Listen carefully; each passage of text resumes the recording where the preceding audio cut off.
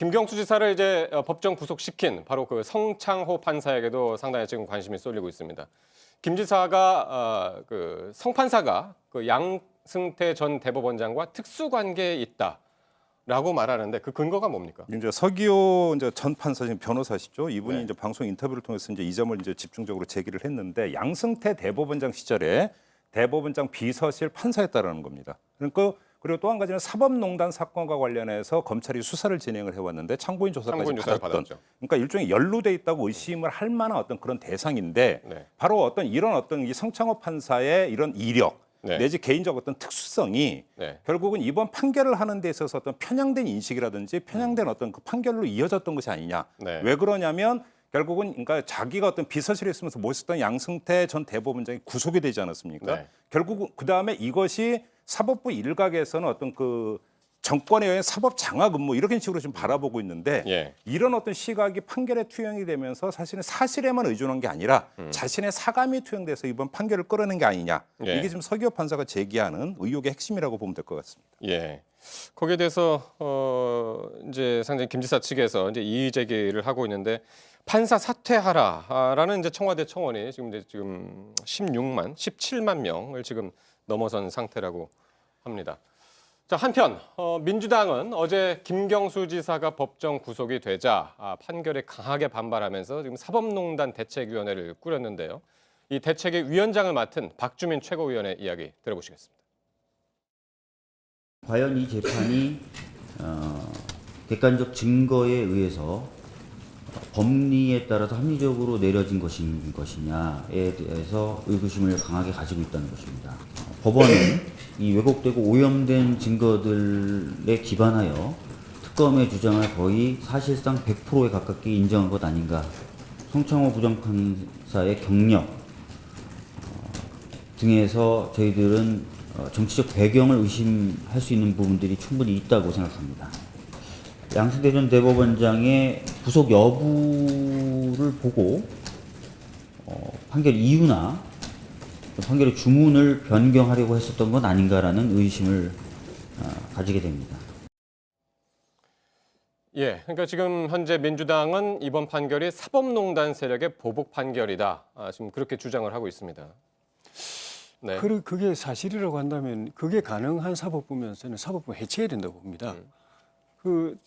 민주당도 그 전에 성창호 판사가 박근혜 대통령에 대해서 그 특수활동비 6년 징역 선고하고 네. 또 선거 그 공천 개입을 2년 선고하고 8년 선고할 때 잘했다고 박수쳤던 분들이고 또 최순실, 정유라 그 입학과 관련해 부정 입학 관련해 가지고 또 최경희 이대 총장 구속하고 김경숙 또 대학원장 구속하고 할 때도 다 그리고 김계춘 전 실장하고 조윤선 전 장관. 예, 그또그 영장 블랙리스트 관련해 가지고 영장 발부도 했었고 네. 또 그 특수활동비 관련해서는 전직 그 국정원장 3명을 다 유죄 판결을 했거든요. 네. 그때는 다 옳은 판결이라고 했는데 본인들이 그 관련된 사건에서 본인들 생각과 맞지 않은 결론이 나왔다고 해서 저렇게까지 말하는 거는 예. 저거는 저는 좀 지나쳤다고 보고 또 그 김경수 지사 본인도 그쪽 측에서 뭐 재판 끝나고 난 뒤에 양승태 대법원장하고 이 성창호 판사가 뭐 특수관계다라고 이야기하는 게 그 때문에 이렇게 부당한 판결을 내렸다라고 하는 그런 뉘앙스를 풍기는 거는 그건 네. 옳지도 않을 뿐더러 진짜로 그런 그 양승태 대법원장 때 비서실에서 근무했다는 거는 원래부터 전에부터 있었던 사실이고 이번에 네. 처음 그 재판결 이후에 처음 알은 사실이 아니거든요. 처음부터 알았으면 예. 그러면 그 때문에 재판이 제대로 정상적으로 못되고 왜곡될 수 있다고 생각했다면 그때 기피 신청을 하든지 아니면 네. 재판 거부를 하든지 그렇게 했어야지. 그렇게 안 하고 형 선고를 보고서 저렇게 말하는 것도 저는 그건 온당치 못한 것 같습니다. 예. 그러니까 조금만 설명드리면 이제 그런 우려는 처음에서는 일각에서 제기를 했었다고 합니다. 그런데 그 부분에 대해서는 이제 김경수 지사 같은 경우는 그런 것을 가지고 이제 기피를 한다거나 하는 것 자체가 부적절하다고 했고 문제는 처음부터 양승태 전 대법원장과 재판이 시작될 때부터 이 양승태 전 대법원장의 문제가 불거진 게 아니었잖아요. 네. 그러니까 원래 선고를 하기로 했던 기일을 미루게 된 계기가 양 전 대법원장에 대한 영장이 청구가 되면서 기일을 네. 미뤘고 그러면서 일주일 뒤에 양 전 대법원장이 구속된 이후 선고를 하는 상황이 네. 되다 보니까 예. 구속 여부를 한번 봤을 것이다. 예, 청구했을 것이다. 그게 문제가 됐었다라는 것이 이제 민주당의 주장이고요. 주장인 거고 아까 이제 서기호 판사 전 판사 얘기를 하셨는데 예. 서규현 판사의 이제 얘기에 따르면 이거는 이제 아직 확인 아니고 그분의 주장입니다.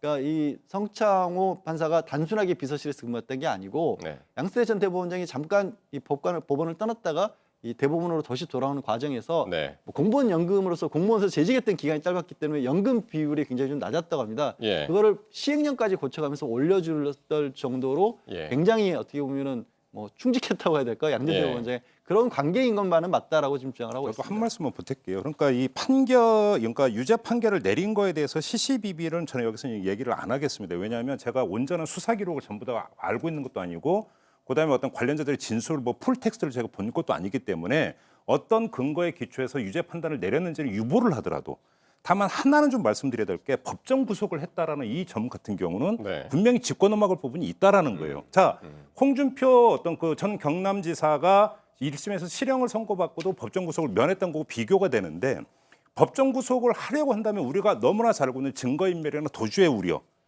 자, 여기서 제가 이걸 말씀을 드릴게요. 특검이 수사가 진행될 때 김경수 지사는 자진해서 찾아가서 자기 휴대폰을 제출을 했던 사람입니다. 증거 인멸이 아니라 오히려 수사 열심히 해라, 그러니까 도울 수 있는 거 돕겠다라고 했던 사람이에요. 예. 거기다가 이 사람이 그 지방선거에 출마했던 게 바로 이 문제가 불거진 직후고, 그러면서 어떤 선거 과정에서 어떤 도민에게 자신의 것을 이야기하고 도민이 선택을 했던 사람입니다. 예. 이런 도지사가 도주를 할 이유도 없는 건데 법정 구속까지 시켜야 되는 사안이냐. 예. 바로 이 지점에 대해서는 우리가 한번 판단을 해볼 수 있는 문제가 아니겠습니까? 알겠습니다. 그러면 과하다라는 이야기로 연결이 된다면 예. 그 과한 결정의 배경이 뭔지는 이야기할 수 있는 것이죠. 네.